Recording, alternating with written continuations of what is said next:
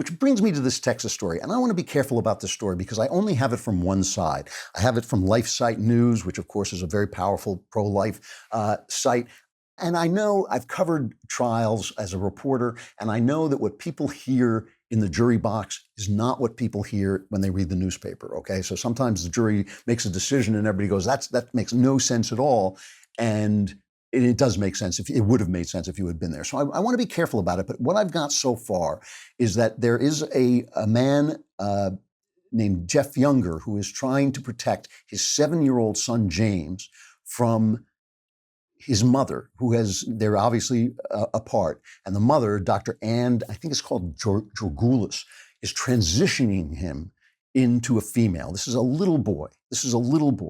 And the jury decided that they would not give the father sole custody. And the judge still has to come out with more of this decision and how this decision is going to work it out. But it could result in this little boy being given hormones which will essentially chemically castrate him. It is a terrible thing. And the father claims that this mother is a loon, okay? The mother sends him to school and treats him like a girl and calls him Luna. The father claims that the mother would frighten him about being a boy, would tell him that there were monsters who would come and eat him if he was a boy, but he'd be protected if he was a girl. She claims that the fact that he liked Frozen means that he's a girl. And here is him, the father, in this interview, talking about what this experience has been like for him, trying to get custody away from this woman who may destroy this child's life.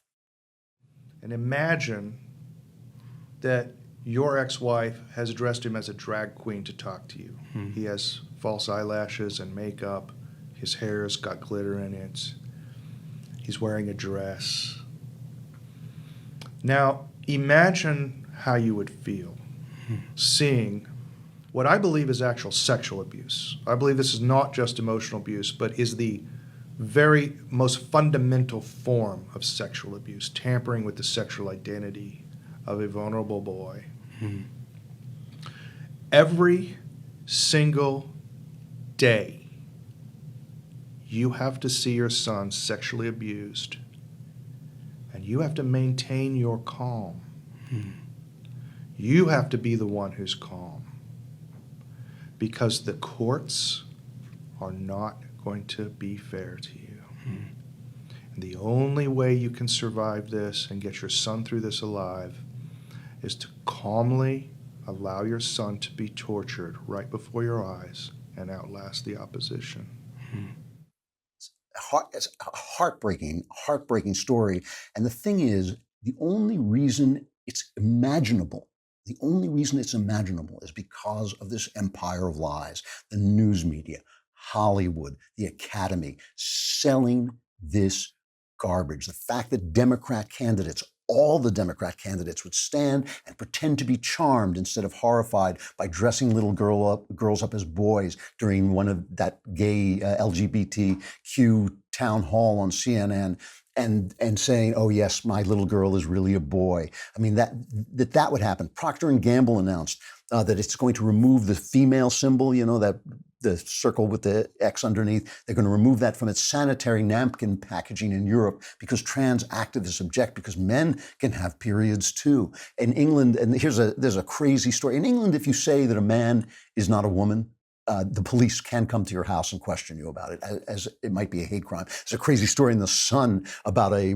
woman who's a man who was asked to be in porn, and then when they found out she had a penis, they said, oh no, we wanted a real woman, we don't want you to be in porn. And she's saying that's a hate crime, and she reported that to the police.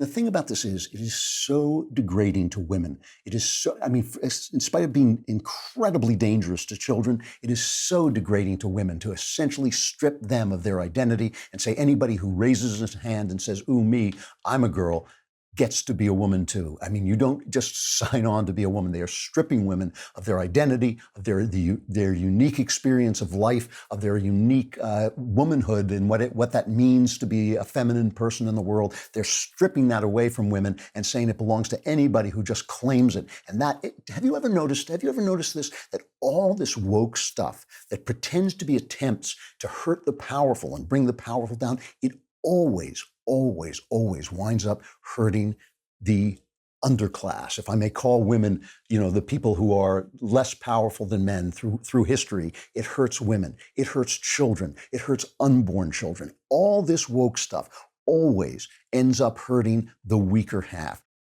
Thank you for tuning into The Daily Wire, one of the fastest growing conservative media outlets in the country. If you enjoyed this video, be sure to give it a like and subscribe to our YouTube channel so you don't miss out on any of our content.